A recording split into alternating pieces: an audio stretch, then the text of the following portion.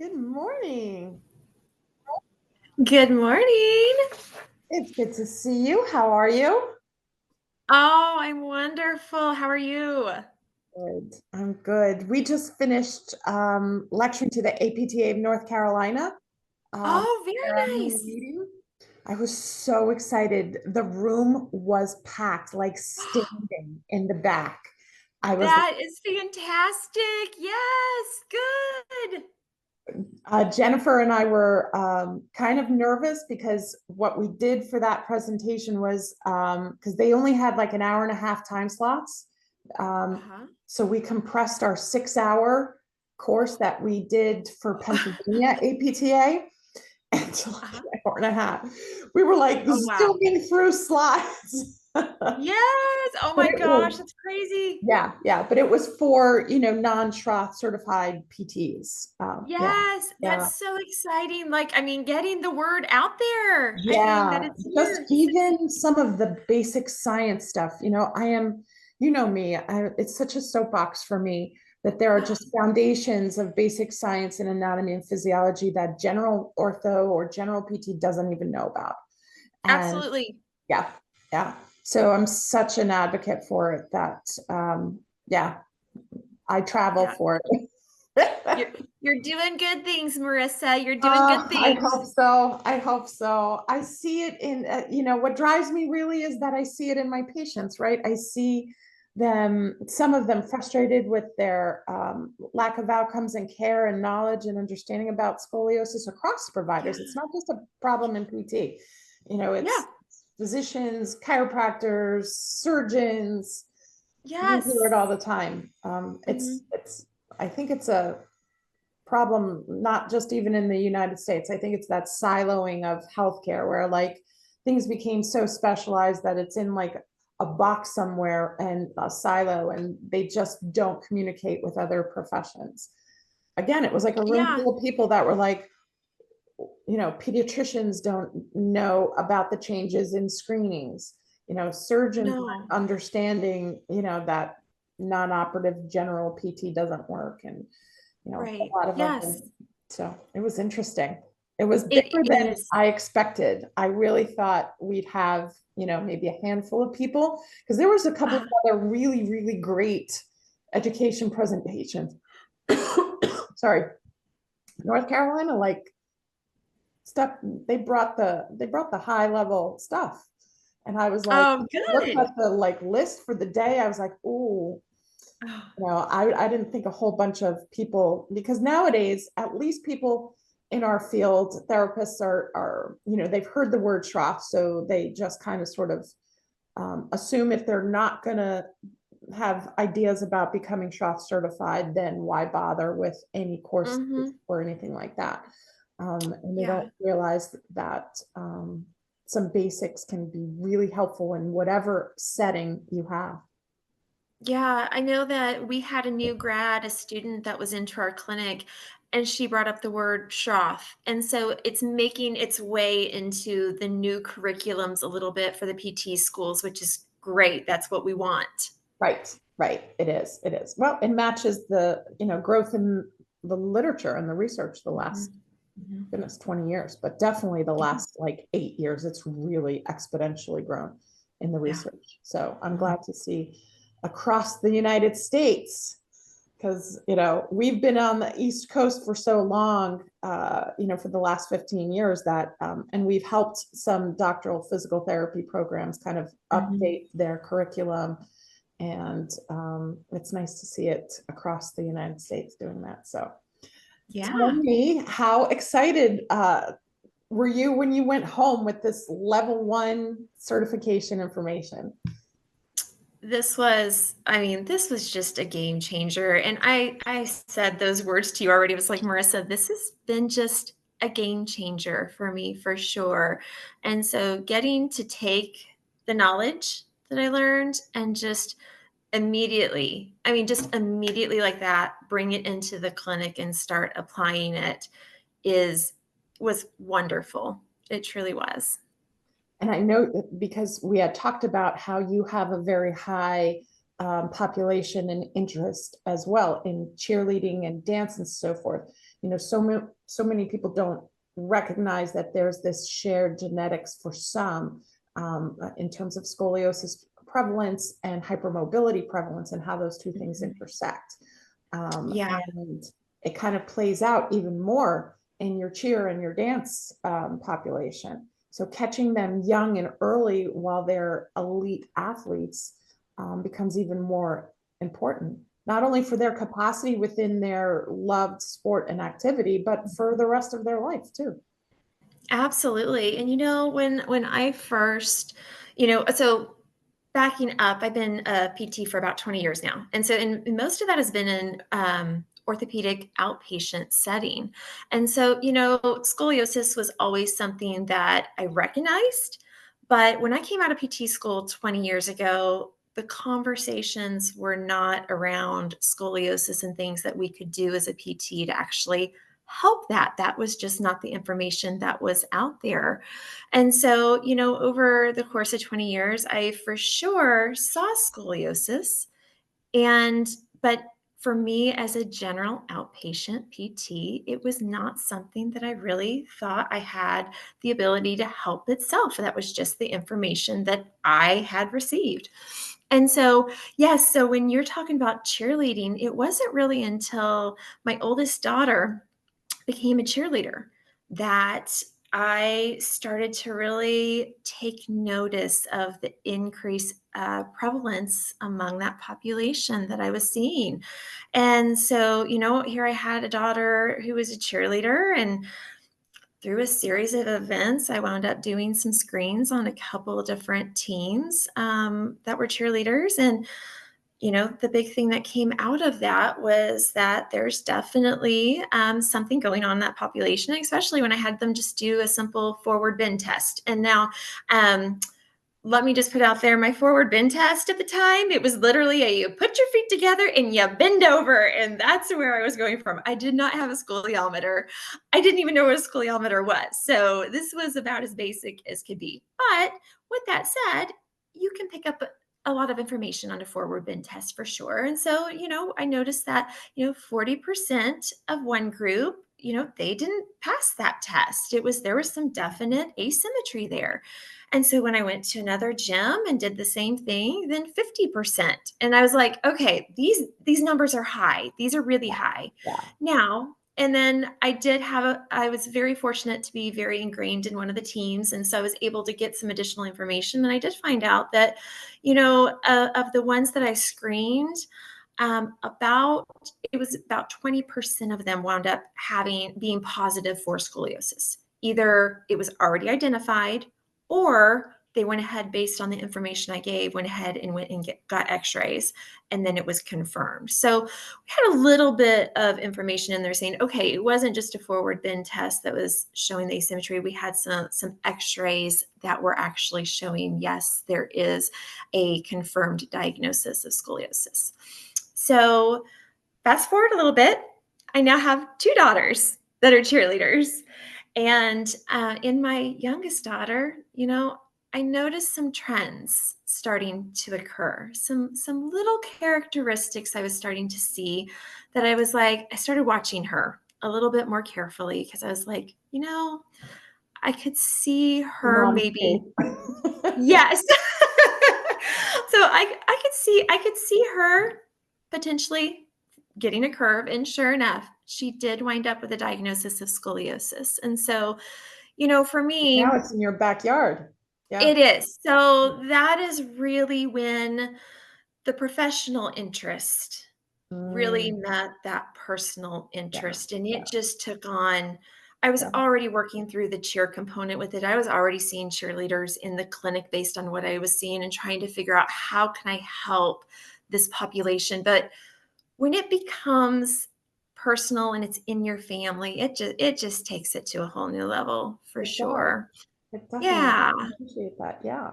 So here Yeah. you have this decades long clinical experience.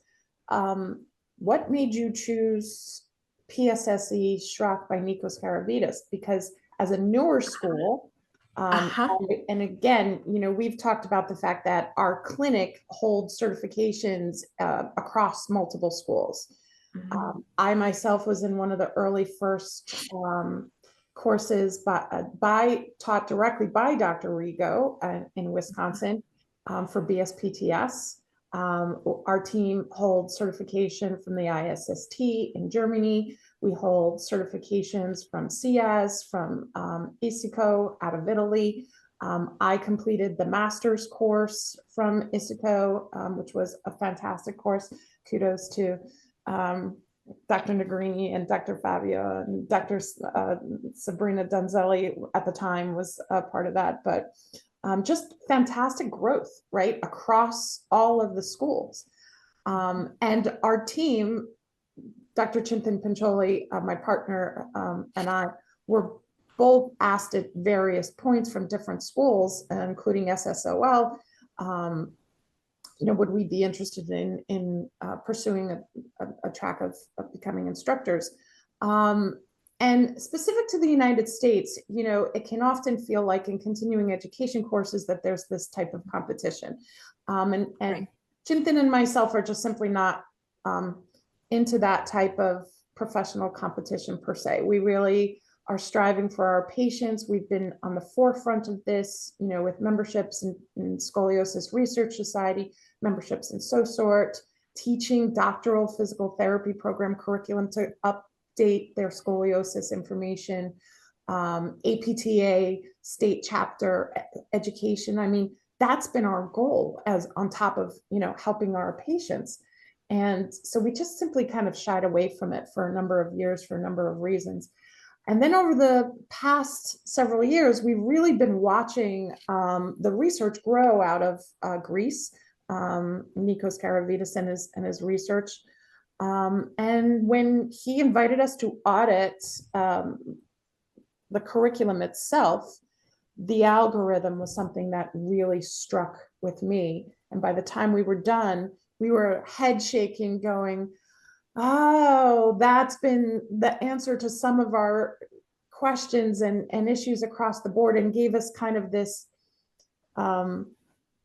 structure to kind of think through some of the more subtle, complicated cases. And we're extraordinarily seasoned. And I still found that so incredibly helpful. But what got me most excited and what I was really interested in hearing yours was, and we shared stories during the course, right, where Chintan and I came Yeah. back to, Yeah. New Jersey with our books, and we were terrified because it was just so incredibly brand new, a high level of amount of information that we would treat patients with our books like opened back then. And Yeah. at the time, there was very little to no mentoring or supervision. There were certainly very few colleagues on the therapy level that could kind of nurture and give us questions and answers and case kind of management.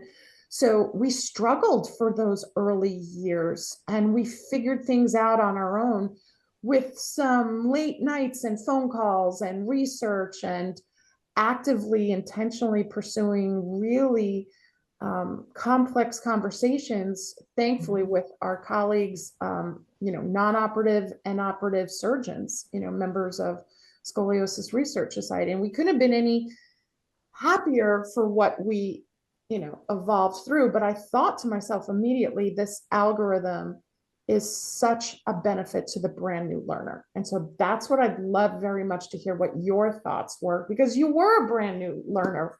Yes, yes. So, here I was with a bunch of cheerleaders and a daughter with scoliosis. And so I just started diving into the research and really starting to look at what options are available. And so, there were some philosophies out there that I tried out, and I learned that they may be applicable to flexible or the more functional curves, but when you get to those structural curves or like the adolescent idiopathic scoliosis, it's just a whole different ballgame Yeah. there. And so it's funny because in that process, I came across Schroth in the research.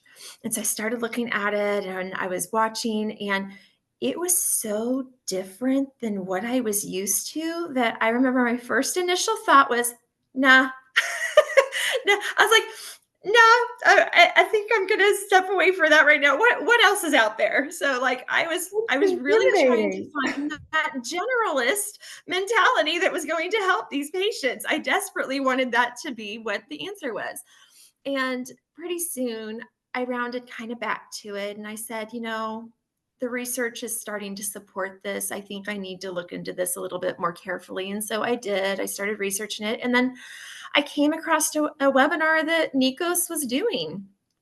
And in that webinar, he showed his algorithm. And I would say when that algorithm came up on the screen with myself as a brand new learner, hadn't been in that population, no education in it, it was like a light bulb. It was like just seeing that right there in front of me. I said, there it is. That's what I need. And that is what I've been missing. And so I had decided at that point, I was like, let's find out a little bit more about this PSSE Schroth method. And I looked at Nico's credentials, and he just had kind of a ridiculous amount of credentials behind his name.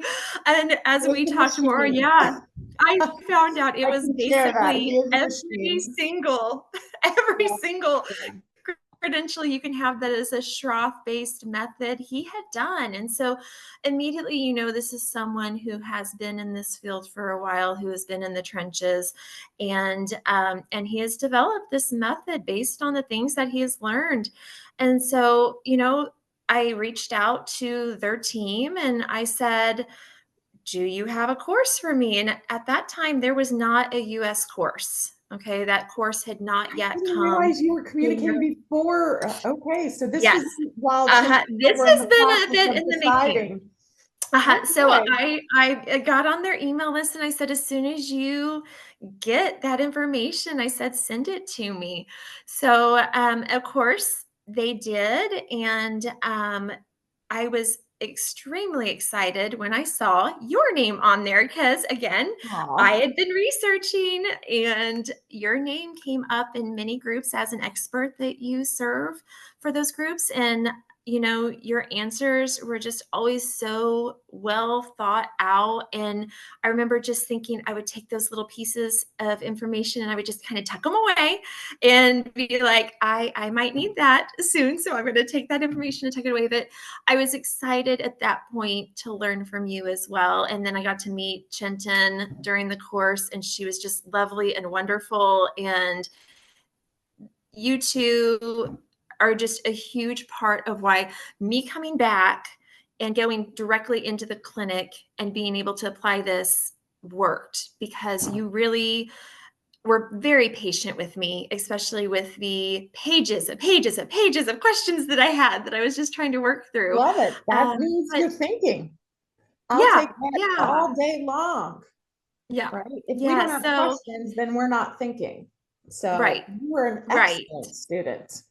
Oh, well, good. I'm glad to hear, because sometimes the student with the gazillion questions can be very trying. But you guys were wonderful with me. But, part of what made this so easy going into it was, number one, you and Chinton being available to me to ask questions. And that is so very important, is to have mentors when we are getting started in this, people that we can run ideas through and scenarios and really kind of start thinking about that clinical rationale behind it. It is so important. And then you hit on the very number one reason why this was so easy going back into the clinic, is because PSSE Schroth really gives you a roadmap as a new learner to be able to take this into the clinic day one. And it just has such a very good layout of what you need to look for, how to categorize these curves, and then a very good layout of, based on that information, what you can do with that.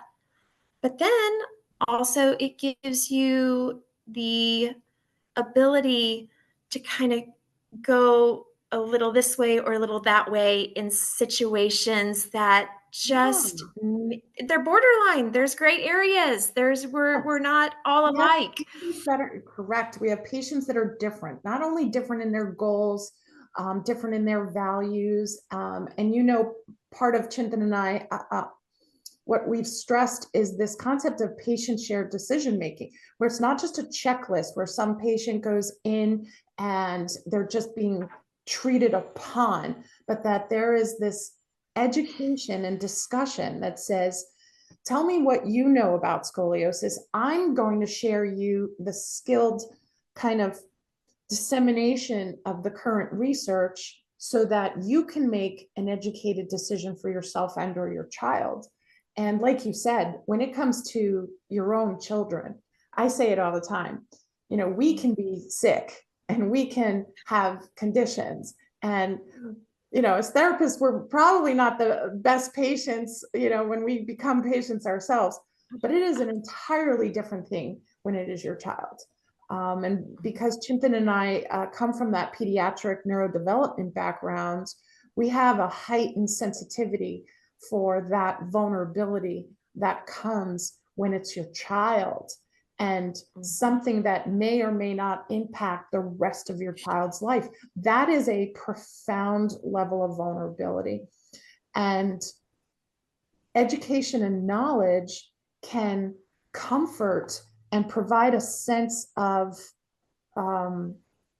understanding in the chaos, and weeding out all of the information that's just all over the place now. I mean, I'm a grandmother, so I'm generationally not exactly comfortable with people getting their healthcare information from Instagram and TikTok, but it's the reality. And yet at the same time, that can be extraordinarily even more overwhelming, let alone whether or not you can read a research article and discern where or whether or not that even applies to your child. So it's our responsibility as providers, as physical therapists, to bridge that for parents and patients, provide them with that education, and then sit and be in relationship with them so that they can process it, ask questions, come back, and create a plan of care that is meeting them where they are. That's honestly who you're going to get the most successful healthcare across the board, but certainly. And it's like you said, I loved having that clinical rationale, that algorithm that gave me ways to navigate that gray zone, and how to create that plan that say, you know what, are you more risk forward and you really want to push it?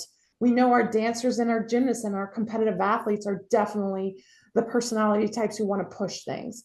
And we follow it now, though, to make sure that safety is never sacrificed for the push, right? Correct. And then the other side is we have a methodology in that algorithm to say, we're going to selectively try this or that and conservatively kind of sort of watch that. If it works, great. We'll add a little more, or we'll stay there. Or if it doesn't, we're right there to cut it off and say, we're not overcorrecting. We're not putting that in. So it gave that beautiful kind of clinical rationale to navigate a wider range of individual patient needs and goals. Yeah. So it was great. I'm so glad that you recognize that so quickly as a new learner, and that you were able to bring that immediately back to your clinic. It's fantastic. Well, it was perfect. It was worth the wait.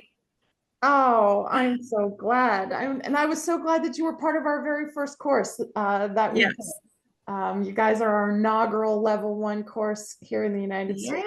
And, it was a joy. We hope the next time we're hosting it in South Carolina, we will get a chance to actually do the mermaid exercise on the beach. Oh, that's right. That is a goal. Put it on there. I know. Well, thank you so much, Melinda. I really appreciate your time this morning and just kind of giving us some feedback on PSSE Schroth. And we look forward to seeing you in level 2 and to continue to have conversations, especially in the much needed cheer and gymnastic population that you serve. Your patients are very lucky to have you, and so are your daughters. Oh, thank you so much. Yes, we'll chat soon. All right. Have a Okay, great bye-bye. day.